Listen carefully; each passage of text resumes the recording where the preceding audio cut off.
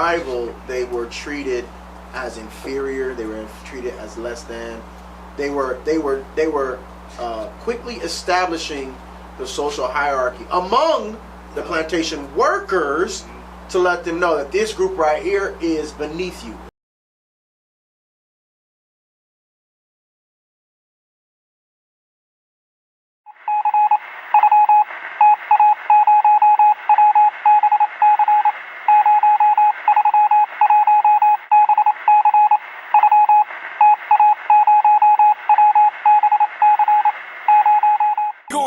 City. We're gonna take the kingdom. We're gonna rule them hard. This is war. This is war. This is war. I'm here for the win, well, to get it again. The Lord call it taking the kingdom. Want what's mine? Taking my time, turning and taking your freedom. Risen from the ashes, after the lashes, call it a beautiful tragedy. We've been on the brink of insanity. It's the end of your days, our calamity. Adding in, grab a friend for the finale. Curtain call on a heathen. We want forever and a day. Why would the pastor lie? Say it's your season. Drop a bomb on them, Hiroshima. Drop a bomb on them cause they need it. Scrub it down, planet need a cleaning. Vagabond gone like I'm dreaming. I wanna see the king on the scene. I'm talking when freedom ring. What you mean? It's epic. I recollect. I've been indebted, selected to be a soldier, and I'm vetted. The heavenly calling on all of my brethren. These demons been doing the most. So we holding the post to the heavenly host. Turn these serial killers to cinnamon toast. Yeah, prophets on the corner, and we came to say today. Scoffers gonna test and we gon'. All right, shalom, shalom, Israel. Most High Christ bless you all. It's your brothers from Hawaii back at you with another episode of Sands of the Sea. I'm your host, Officer Hezeki, to my right. Officer Ethiel. All right, and we your brothers out here in the islands of Hawaii, bringing you the local live, late-breaking information, bring you dates, updates, what's happening out here in these islands concerning you, Israel, you blacks, Hispanics, Native Americans, the diaspora of the islands. We bring you good information. We bring you what's happening. A lot of times, our history, things that happen to us, it's not often told. Our story is not told here in the islands. But you got your brothers here to bring it to you here on Sands of the Sea, because as the scriptures say, that we will be as the sands of the sea. All right. So, officer, what we got going on today? What are we going to be talking about? Today we talking about the infamous NFL halftime show for the Super Bowl, right? We're talking about football? Football. Wow. Football.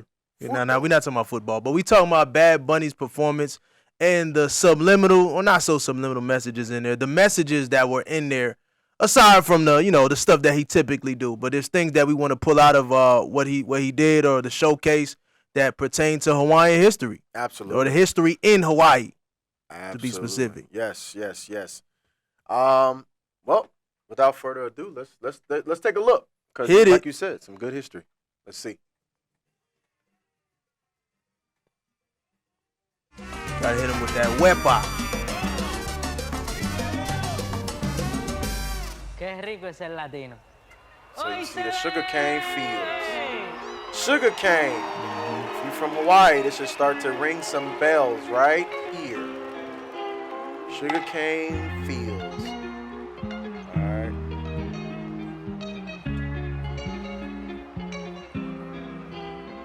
right. Hey.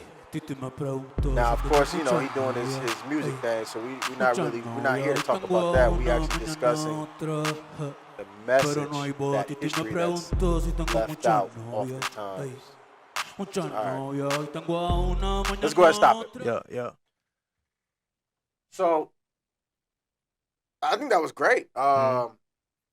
First thing he went into was the brother in the fields. The brother in the fields. Let's talk about that first. Let's talk about the island of Puerto Rico first, and then let's bring it to Hawaii, because a lot of times, especially for our people that are here in the islands of Puerto Rican descent, 90% of them have no clue about their history in the island of Puerto Rico. So let's start there and kind of give them some background. All right. First, let's get 2nd Ezra 13. All right, let's get 2nd Ezra 13, and let's provide some context, because if we start in Hawaii, that won't really paint the picture for our brothers and sisters that's here Because they're not going to get this history in their history class. They're not going to get it in their Hawaiian history class. They're not going to get this anywhere in Hawaii because for the most part, the Puerto Rican history has been erased from the history of Hawaii. Yeah. Even when you go to places like Bishop Museum, they have like It's like a paragraph. small footnote. Yeah. Yep. An asterisk. Yep. Oh yeah, Puerto Ricans was here too. Mm-hmm. And we know that any place that our people have put our hands to the plow in the economy of a place, we have been the backbone in building it up, and all of the nations have gained of it. Facts. Right. So let's start here historically speaking, and we're gonna use the Bible, and the Bible is gonna show you the history of who these people are that we call today Puerto Ricans, and we now know them to be the tribe of Ephraim of the Bible of the 12 tribes of Israel. Mm-hmm. All right, so let's just get to the point. 2nd Ezra 13, and let's start at verse 40. The book of 2nd Ezra, chapter 13, and verse 40. Those are the 10 tribes which were carried away prisoners out of their own land in the time of Osei the king, whom Salmanasar the king of Assyria led away captive, and he carried them over the waters. And so they came into another land. So for those that don't know, this is just some Bible history during the time of the Assyrians, which was hundreds of years before the time of Christ, when the 10 tribes of the 12 were conquered by the Assyrians. All right, the 10 tribes of the 12. I know today you have often hear the term Jews, right? Not realizing that Jews is just one of 12 tribes, right? Later became 3, right? Judah, Benjamin, and Levi. But there was still 10 tribes that were not often discussed in the New Testament, right? By name. But we know that they were called Gentiles in the New Testament. That's a whole nother history. We can get into that later. But what we really want to just key in on the people, the indigenous people of the islands of Hispaniola, the Carib people, the Taino people, the Arawak people. Yep. All right. So this is the history talking about those 10 tribes. Keep reading. Verse 41. Verse 41. But they took this counsel among themselves, that they would leave the multitude of the heathen and go forth into a further country where never mankind dwelt. So this is important to understand because this is a key event in history. All right, when they were given liberty to leave the multitude of the heathen, because remember, they had just been conquered. So you can't just leave. They didn't just escape. They were given liberty. By who? By King Cyrus of the Persians. All right. There's something called the Cyrus Cylinder or the Cyrus Proclamation, something to that nature. That was written 539 BC. So not only are we telling you who we're talking about, we're talking when. So when did this further country where never mankind dwelt become inhabited? 539 BC. All right, 539 BC. Keep reading. Verse 42. That they might there keep their statutes, which they never kept in their own land. Keep their statutes. What types of statutes, right? Because there are some statutes today that we find in the Americas that show that the people that arrived here had the laws of Moses upon their arrival. Namely, what? Fringes, right? When you look at Native American clothing, you will find fringes, right? Which are the dangly things at the bottom of their garments with a ribbon of blue. You'll find that on the clothing of Native Americans. What is that showing you? That is showing you the what did it say? The statutes. Yep. Yes, the attempt to keep the statutes in their own land.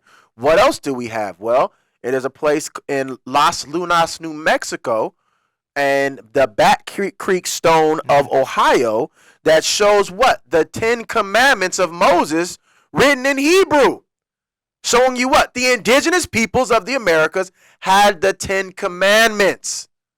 Well, who were the commandments given to 500 years before Christ? Because remember, this is the first inhabitants of the land. Also showing you that they came from somewhere else, that they had the commandments of Moses. They came from the Eastern Hemisphere. Right? Let's read. That they might there keep their statutes, which they never kept in their own land. And they entered into Euphrates by the narrow passages of the river. For the Most High then shewed signs for them, and held still the flood, till they were passed over. And this goes into the navigation, the ability to navigate the waters using what? The stars, right?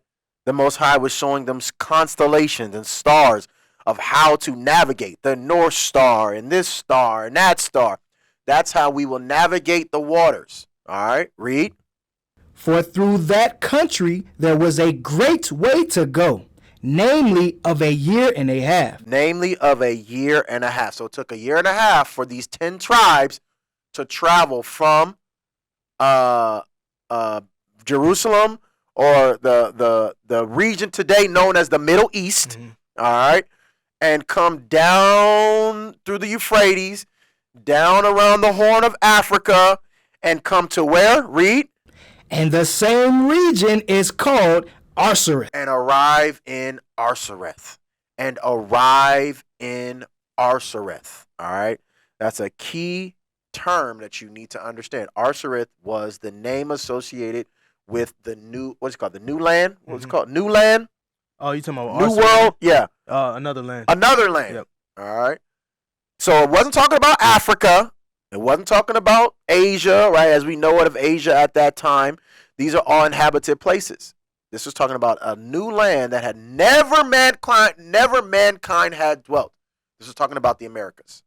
All right. That's what it's talking about. So what am I showing you? What is the scripture showing us? The scripture is showing us that the original inhabitants, the first inhabitants of the Americas, were the 10 tribes of Israel. That's who they were, according to the Bible. Now watch this. Read. Verse 46. Then dwelt they there unto the latter time. And now, when they shall begin to come. Now understand, then dwelt they there until the latter time. So it's not like they left. They dwelt here. They live here. They are here. These are the 10 tribes. The lost tribes, as people will try and say. Yep. No, the Bible found them. The Bible tells us who they are. These are the 10 tribes. And now over time, their names have changed to Creek and Blackfoot and Cheyenne. Yeah. And Shawnee. Shawnee. Yep. To the Seminole, to the Taino, to the Arawak, all right, to the Aztecs, to the Incas, to the Mayans. All right, these are the names that came later, but in the beginning, they were known as the 10 tribes of Israel. All right, so this is just setting the foundation of what we're looking at here, because we know once we got here, our people fell away from keeping the commandments. And what did they already have? They already had the laws of Moses. Guess what they also had? The blessings and the cursings. So as we look at the blessings and the cursings, as we look at the curses of Deuteronomy 28, they're going to apply to these people just like they apply to so-called black people. All right. So brings us to the clip. Where did we start out? In the fields. Let's go to Deuteronomy 28. Let's go to Deuteronomy 28. And read verse 15 and then jump to verse. Keep reading down. The book of Deuteronomy chapter 28 and verse 15. But it shall come to pass, if thou wilt not hearken unto the voice of the Lord thy God, to observe to do all his commandments and his statutes, which I command thee this day, that all these curses shall come upon thee and overtake thee. Come on. Cursed shall thou be in the city. Cursed shall thou be in the city, the barrio, all right, the favela. All right, these are the places where our people dwell. That's where Bad Bunny from. He said he grew up in the barrio. There we go. Yep. right? In Nueva York. Nah, he from Puerto Rico. Okay. He from there. I don't know. Yeah, I don't know him like that. Yeah, he from Puerto But Rico. okay. He's all right. I Man. had to do a little research. Yeah. All praise. Help me out, because I ain't know. Yeah. You know what I'm saying? I'm working on my Spanish. All right. Read what's up. Cursed shalt thou be in the city. All right. Cursed shall I be in the city. All right. And we can even bring it up to today. Right? Because not only are we talking about the barrio favela, which is ghetto. Yeah. Right. Just another the different ways to say different that. way to say ghetto. The hood. Yeah. All right. Even today, now we got the ICE immigration, the ICE enforcement. Yep. All right. This is cursed in the city where people are afraid to go outside. Mm-hmm. People are afraid to travel around. That's being cursed in the city, because that don't apply to Chinese people. No, I don't. That don't apply to the Afghans that were brought over here. That don't apply to what do you call them people? Ukrainians. Man, it don't apply to them. That don't apply to Russians too. Right. Russians too. Right. And I know a lot of people, there's people out there like, yeah, some Chinese people did. But look, who on the news? Who face on the news? Right. Who's the face? Right. Who are you looking for? Right. When you going out, I wonder if he's documented. Right. You're not going to a Ukrainian. You're not even going to an Afghani man. Right. You looking for whoever you consider Mexican. Exactly. That's what it is. Exactly. Let's read it again. Cursed shalt thou be in the city. Watch this. And cursed shalt thou be in the field. That's what we got a chance to witness right here in the beginning of this show, the halftime show. Bad Bunny he's showing us this history that is oftentimes forgot, because a lot of times, especially being Judah, right, we think of chattel slavery, and we forget that in the 1400s, before we were made chattel slaves, they were already doing it to Northern Kingdom. The sugarcane fields was being worked by Northern Kingdom, right? But these are just the curses that were placed upon the children of Israel for disobedience to God's laws. And that's what was being depicted here, right? Because this is a history. It's just not often told, especially when it comes to Hawaii. Yeah. Not telling this history, because it went from here, which is good, because now you have the Spanish-American War, where America now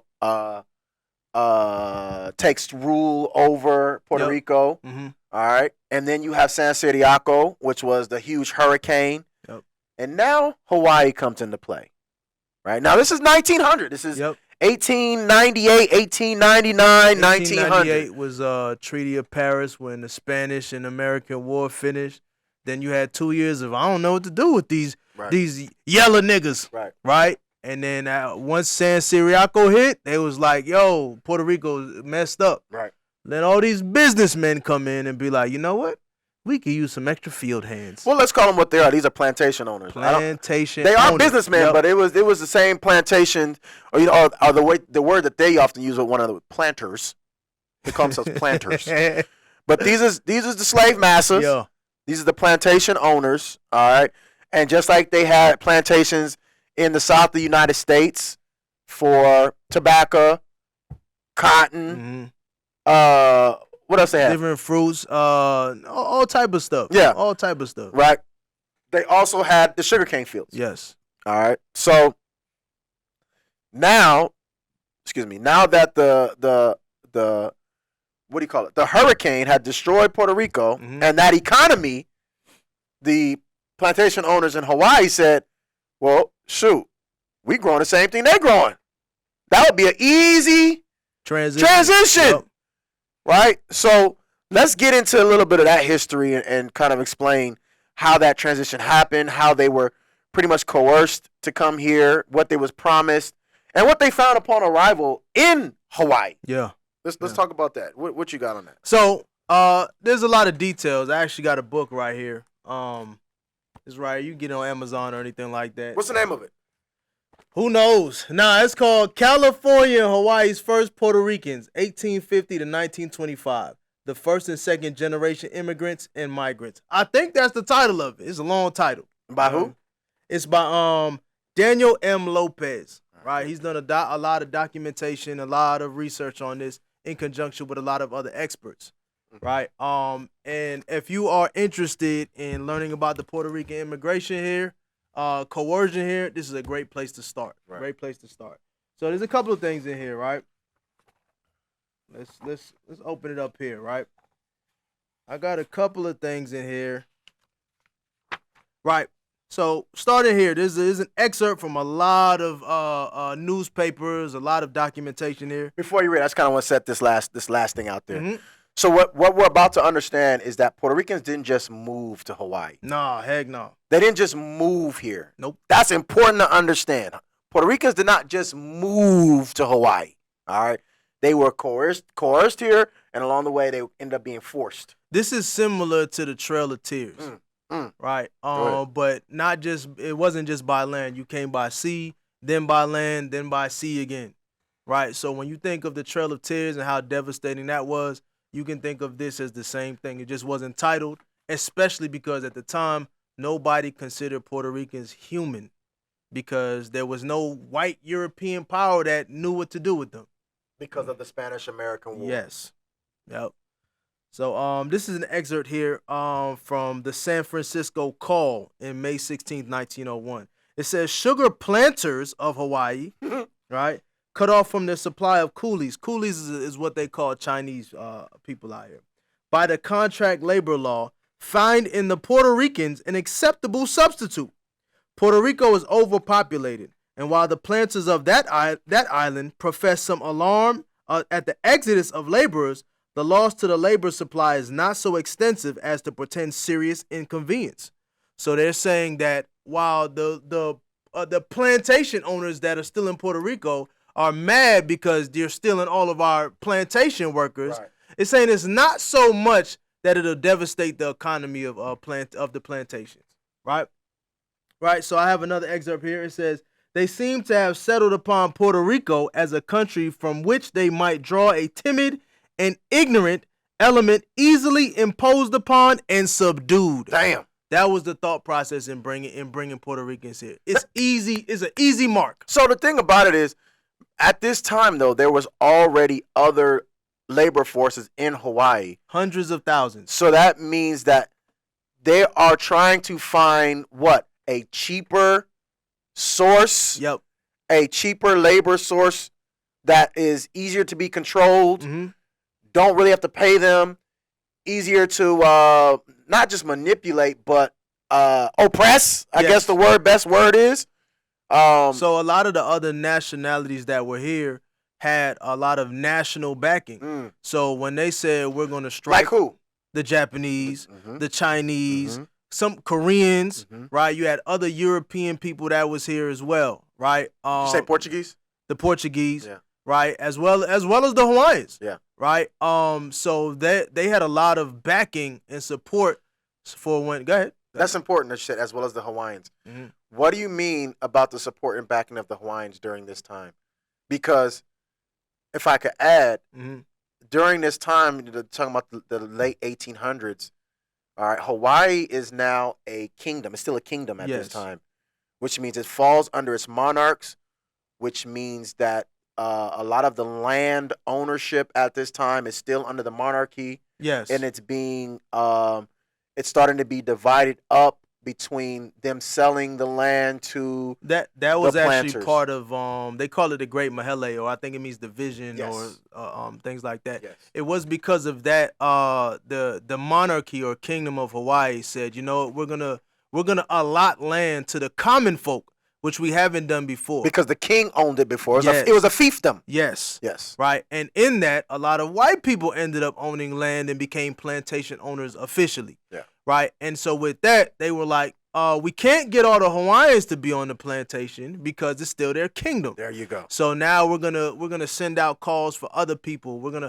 gonna get these Chinese guys and these Korean guys and Japanese guys that want to come over here to find a better life in America, right? Or on the way to America. And that's how the initial immigration started coming. Yeah. All right. I just wanted to add that in there to understand the context of who was here, how they got here, right? And then now the planters are trying to find an even cheaper labor source because they don't want to keep paying these Chinese and Japanese. It ended up backfiring on them, big time, because they thought it was gonna be like dealing with Negroes for the most part. You know what I mean? You ain't got nothing to do, right? But he found out these people had a lot of political muscle, a lot of cultural muscle, and when it was time to strike, they was like, we all on the same page. We want higher wages, so we not going to do nothing, right? And that's how it worked. That's how it worked. So now here they are. You got the Puerto Ricans who aren't considered a people, right? And they are devastated by a hurricane. Two of them, actually. One of them that's crazy, though. Yeah. The Puerto Ricans aren't considered a people. I threw that in there for sure. Oh, right. What is it? That's Hosea?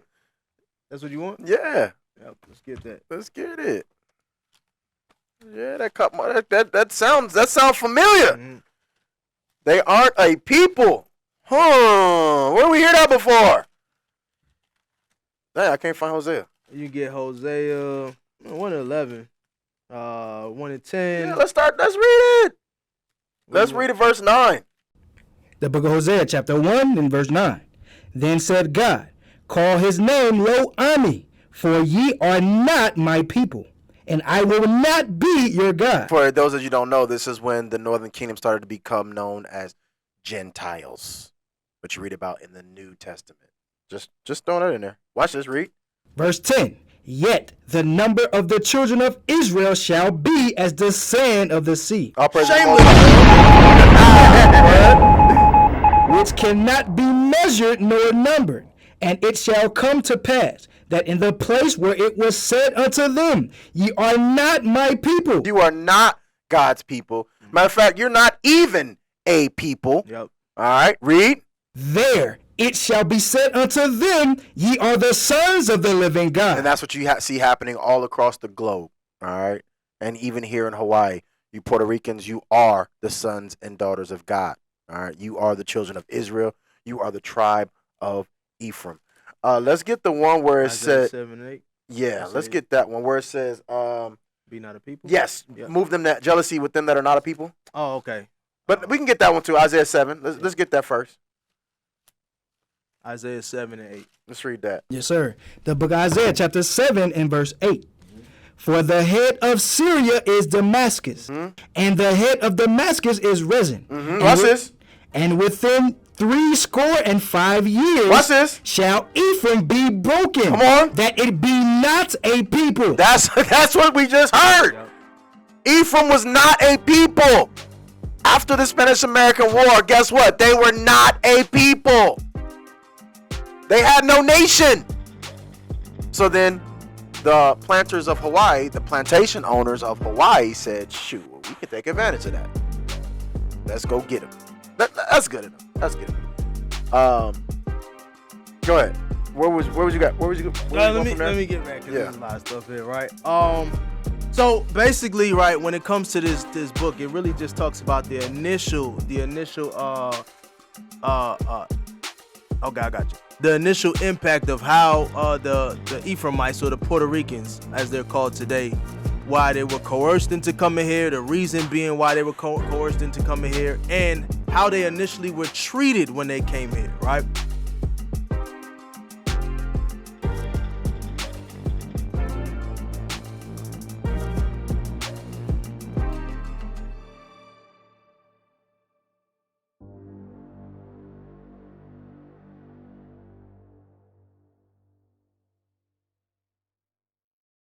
Across the earth, the prophets move.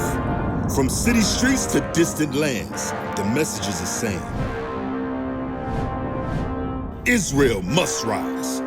Through every quest, every journey, the truth spreads. No border can contain it. No distance can silence it. Our nation lives in every moment. In joy, we celebrate marriages. In sorrow, we honor our dead. On the Sabbath, we gather as one. Families rejoicing together, bound by the commandments of God. Yet are we tried. From the stones in Kenya to the hatred in Montana, we endure as a soldier of the Lord. And still, the mission expands. On the airways, on the screens, in every nation under heaven, Israel's voice is heard. We build our communities. We raise our children in royalty. We restore what was broken. We clean what was defiled.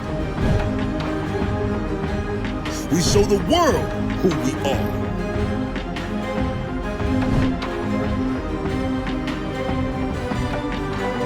This is Israel united in Christ.